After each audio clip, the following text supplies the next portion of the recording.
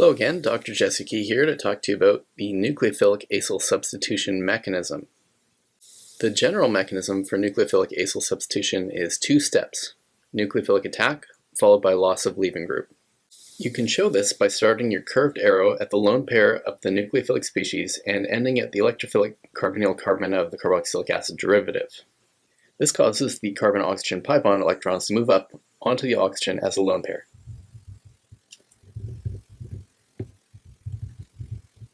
A tetrahedral alkoxide anion intermediate is formed, which can then undergo loss of leaving group by moving a lone pair down from the oxygen to reform the pi bond and then break the carbon leaving group sigma bond to eject the leaving group.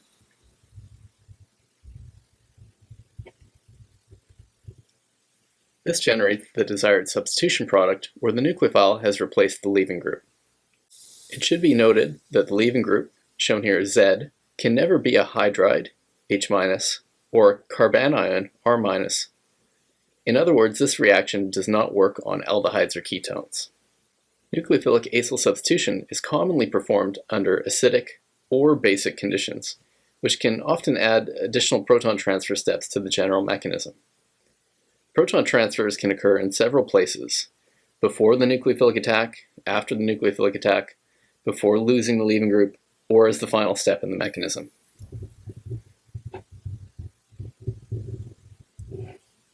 Under acidic conditions, you should use proton transfers to avoid formation of strongly basic species and negative charges.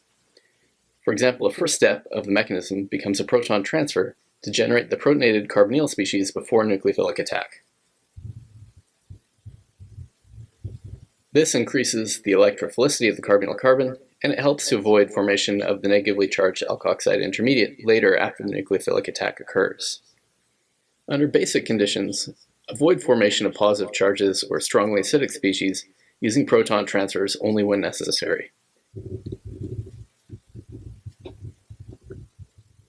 This means that when nucleophiles like hydroxide are used, it is okay for the nucleophile to directly attack the carbonyl carbon without first protonating. This will prevent forming the formal positive charge on an acidic protonated carbonyl.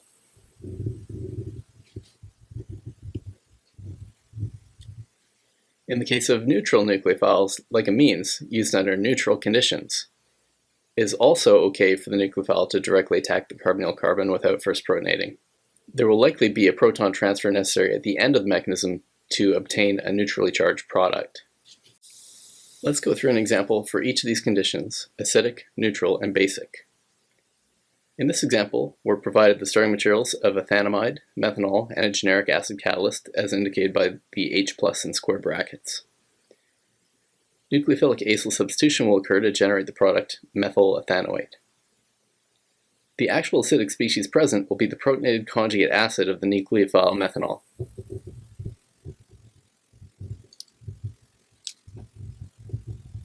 The first step will be a proton transfer, starting at the carbonyl-oxygen lone pair, to remove a proton from the protonated methanol to generate the protonated carbonyl, which is a better electrophile. Next, nucleophilic attack occurs from the nucleophile methanol's oxygen lone pair to the electrophilic carbonyl carbon, which causes the carbon-oxygen double bond to move up as a lone pair.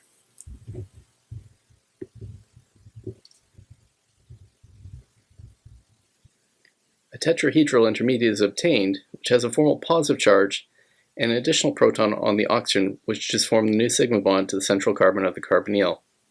Next, a proton transfer occurs, and methanol can act as a base to remove the additional proton, which gives the neutrally charged tetrahedral intermediate.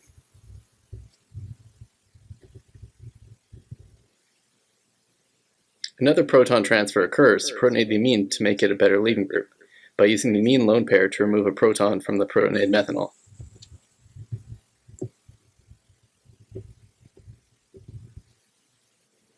The next step is loss of leaving group, and we can take the lone pair on the alcohol group down to form a new pi bond, which causes the carbon-nitrogen sigma bond to break and those electrons to go to the nitrogen of the leaving group, ammonia.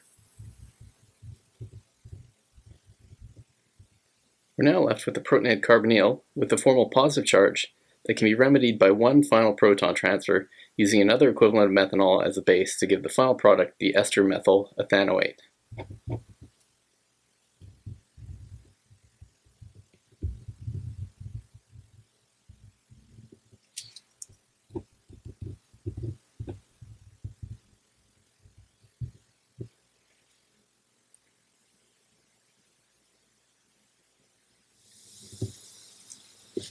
In this example, we're provided the acid chloride, ethanoyl chloride, the nucleophile water, and we generate the carboxylic acid product, ethanoic acid.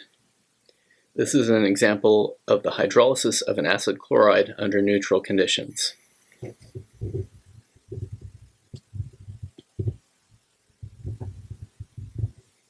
Under neutral conditions, we have the nucleophile attack first, with an arrow going from the lone pair of the water-oxygen to the electrophilic carbonyl-carbon. This moves the carbon-oxygen double bonds pi electrons up onto the oxygen, and we now have a Zwitter ionic tetrahedral intermediate having both a formal negative and formal positive charge. The next step is loss of the chloride leaving group, where the lone pair of oxygen can come back down to reform the carbon-oxygen double bond, and this causes the carbon-chlorine sigma bond to break, and those electrons go to the chlorine, causing it to leave as the leaving group chloride. In the final step, a proton transfer can occur, where the water can act as a base and remove the extra proton from the protonated carboxylic acid intermediate to give the final product, ethanoic acid.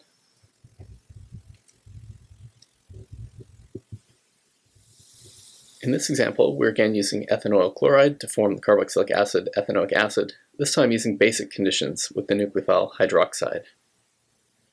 In the first step, hydroxide performs nucleophilic attack with an arrow going from the oxygen lone pair electrons to the electrophilic carbonyl-carbon.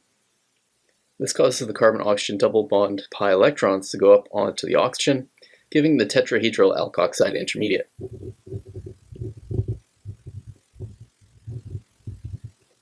The lone pair electrons on the alkoxide oxygen come down to reform the pi bond, which causes the carbon-chlorine sigma bond to break, and those electrons go to the chlorine, allowing it to leave as leaving group chloride. Because we're in the presence of a strong base, the ethanoic acid final product will be deprotonated to its carboxylate form.